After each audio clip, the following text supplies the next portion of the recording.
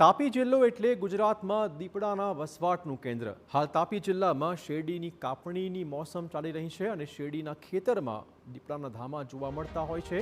બીજી બાજુ હાલ દીપડાના મેટિંગનો સમય ચાલી રહ્યો છે. આવા વખતે દીપડા હિંસક બનતા હોય છે.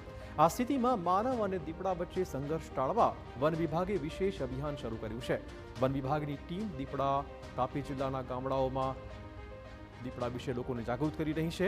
શાળાઓ, દૂધ મંડળીઓ, ગ્રામ પંચાયત કચેરી સહિતના જાહેર જગ્યાઓ પર વન વિભાગની ટીમે બેનર લગાવીને લોકોને જાગૃત કર્યા છે અને સાવધ રહેવાની અપીલ થઈ રહી છે.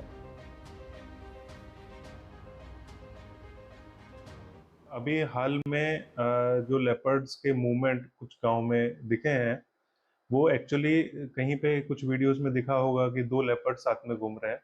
एक्चुअली जो ये विंटर का सीजन होता है, specially December and January month, ये मीटिंग का टाइम होता है.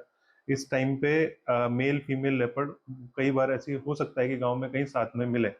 तो उस इसमें मेरी सबसे ये अपील है, ये रिक्वेस्ट है कि ऐसे में किसी लेपर्ड का कोई बाइक चलते या सड़क पे चलते कोई वीडियो बनाने की कोशिश या फिर उनको डराने धमकाने भगाने की कोशिश ना करें, क्योंकि लेपर्ड एक वाइल्ड एनिमल है. ये कभी भी किसी पे भी अटैक कर सकता है. વન વિભાગે ગ્રામજનોને અપીલ કરી છે કે વહેલી સવારે કે મોડી સાંજે જ્યારે દીપડો સૌથી વધુ સક્રિય હોય ત્યારે ઘરની બહાર એકલા નીકળવાનું ટાળો. જવું જ હોય તો ગ્રુપમાં જાઓ.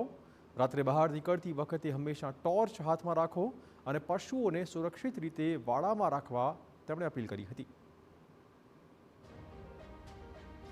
वहाँ की दूध मंडलियाँ और जो ग्राम पंचायत है, उन सब पे सावचेती, क्या लेपर्ड है तो कैसे सावधानी बरतनी चाहिए, लोगों को क्या क्या करना चाहिए, वो सावचेती के बैनर्स लगाने के निर्देश दे दिए गए हैं. और इसके अलावा वहाँ के स्थानिक लोगों में अवेयरनेस के लिए कि जैसे रात में अकेले ना घूमें, अर्ली मॉर्निंग सुबह 5 बजे अकेले ना घूमें, और कहीं भी जाएं तो रात में टॉर्च या लाइट ऑन करके जाएं, ग्रुप में जाएं,